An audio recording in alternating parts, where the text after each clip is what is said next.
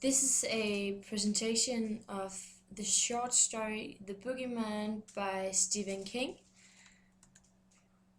We all know the nightmares from our childhood where we thought that there was a monster or a boogeyman inside our closet or underneath a bed, and this is actually the plot of Stephen King's short story The Boogeyman, where Lester Billings is telling us is the story about how the boogeyman killed all his three children, and the story takes place in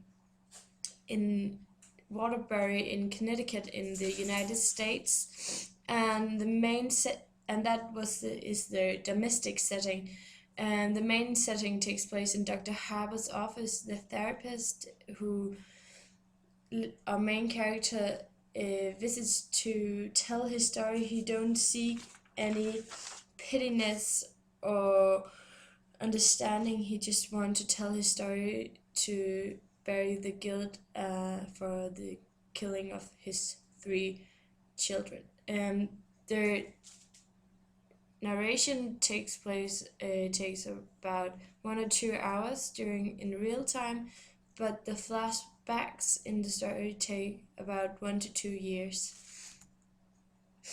This is told from a third-person omniscient narrator. We hear it from the protagonist's point of view. We have access. The third-person narrator gives us access to the protagonist's feelings and thoughts, and the narrator is actually a lot hidden through the story because there's a lot of direct speech, so we don't get the feeling that he is there because we hear a lot of description of the story from our protagonist. And a main character and the important character is Lester Billings. He's divorced and father of 3 children who's dead. He's a male chauvinist. In the story he says, women need a good firm hand and children tie a man down, Women like that, especially when the man is brighter than they. And this tells us that he thinks that he's above all the women's, and he's the leader, so has a lot of self-respect, and he's a male chauvinist. As child, his mother was overprotected, and that is like the opposite way that he is raising his children. He is saying that you have to make it on your own, or then you will be a sissy. He's stubborn, as we also see in the story. He knows that his wife is right, but he don't want to show her, so she will get confident, and he often uses violence to make his point. But in the ending, he's kind of changing, because when the third child is born, he sees that Andrew actually looks like him, so he gets more comfortable, and Andrew is the only child who reflects his own self.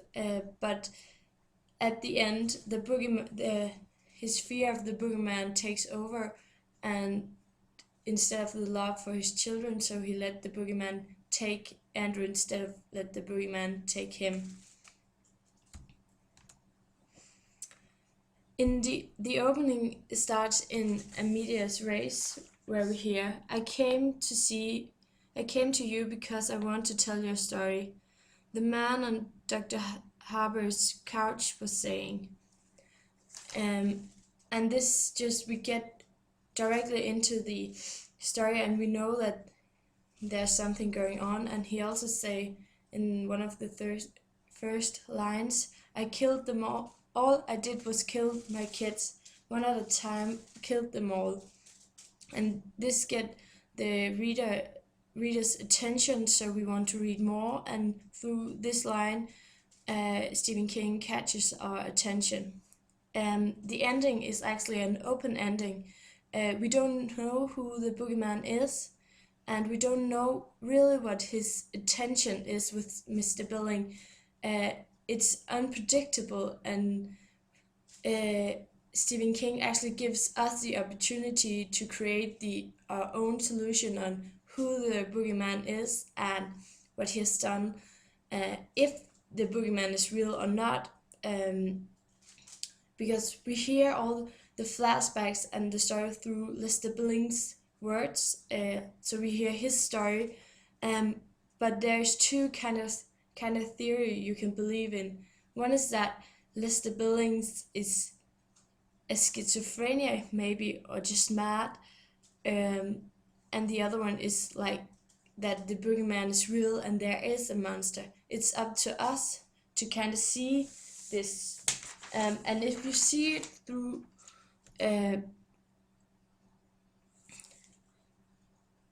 because on the one side we know that if the boogeyman is real, then if the boogeyman isn't real, then who is the third person narrator? He was there to tell the story, so the boogeyman must be real. But at the same time, and as we said, as in the beginning, Lester Billing says that he can't go to a priest because I'm not a Catholic. So we know that he's kind of a non-believer. So if he believes in the boogeyman must be real. But the other theory is that Lester Billing is schizophrenia, because he says that it still held its Dr. Harbour mask in the rotten spade claw hand. That's like his identity coming through, and he sees that as a schizophrenic you have these different identities, and the mask could just be another identity.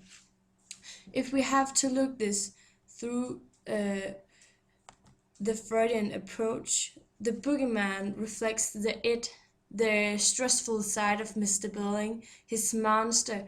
It's the weakness and the afraid of attachment, and that he's afraid of homosexual and all his fear, and the normality is his father figure, his male power structure, and traditional masculinity.